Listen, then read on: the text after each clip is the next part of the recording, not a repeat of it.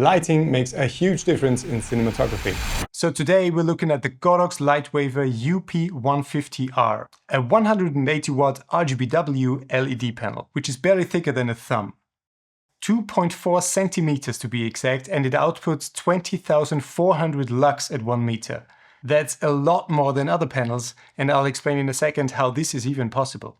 Thanks a lot to Godox who sent me this light to be able to tell you what's good and bad about it. And I know that I will get a lot of comments about this, but I do not get money for this video and I do not get money when you buy the light. So this is not a selling video. I just want to tell you my honest opinions and what I found out when I used the light. Now, how does it produce 20,400 lux, which is, by the way, an incredible number for that size, or even in general? Well, they paired higher intensity LED chips with optical lenses that concentrate and boost the output up to 4 times brighter than a standard panel design. The panel itself is about 35 by 68 centimeters. It weighs 3.2 kilograms, which means you can easily carry it around with one hand. And for me as a solo filmmaker, portability is a huge factor. All the accessories fit in one bag. And which accessories do you get? It's the controller cable, 2 different diffusers. This is only one because I've attached the other one directly to the light. A baby pin, an adapter holder, a grid to focus your light on your subject and avoid spill, the controller itself, and the light body with the softbox. I have LED panels that I only use in my studio because they are so cumbersome to set up.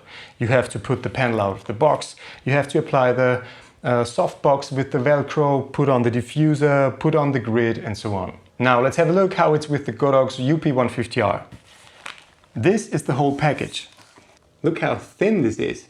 Everything is already on. I'll show you how this pops up in a second.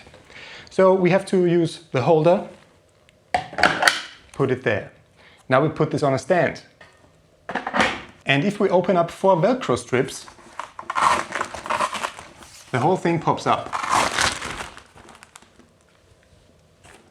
That's it. And it's just as easy to fold. 2 seconds.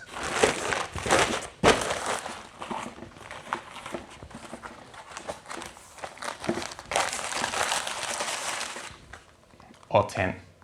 That's the controller, and normally you would have to plug this into the wall to power it up, but that's pretty boring, so let's use a V-mount battery and plug this directly into the controller.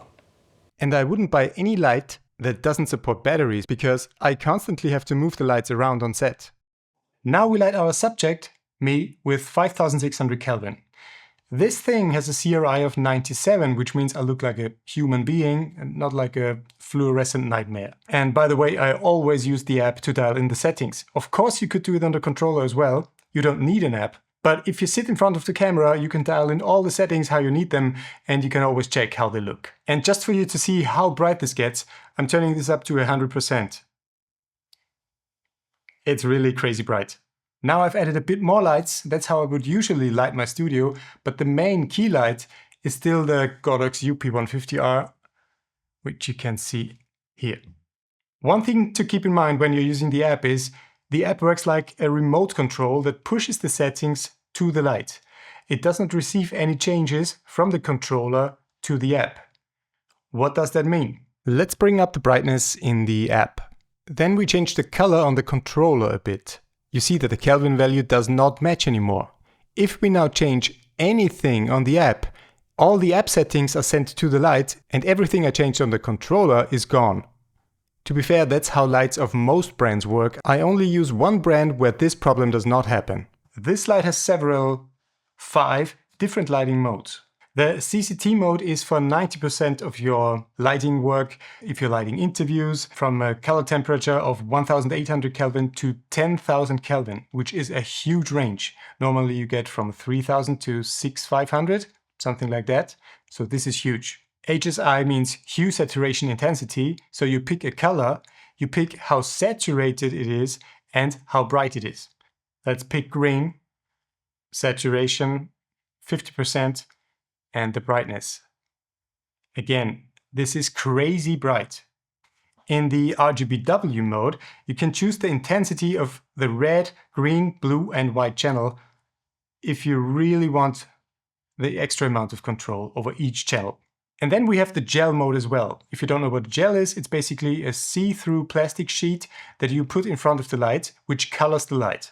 And there are several gels that are very often used on sets, and you can choose from all of them here directly in the app.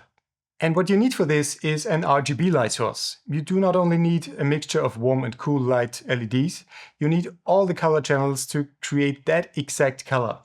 And with that you can create very warm lighting, wouldn't use that for everything, normal warm lighting, cool lighting, and even greenish lighting if you need it for your scene.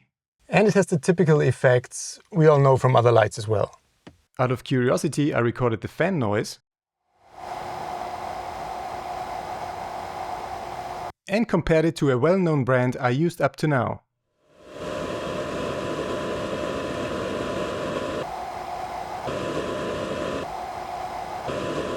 The Godox is quieter, but even the other one isn't really loud at normal level. I like the solid metal backplate, which allows a sturdy mounting, because I have other lights where this is not the case. Bottom line, if you need a portable light that punches hard, handles color, fits in a bag, runs on batteries and actually gives you creative options, then the UP150R is a serious piece of kit. Thanks for watching this video, and if you want, watch this video here as well. You might like it.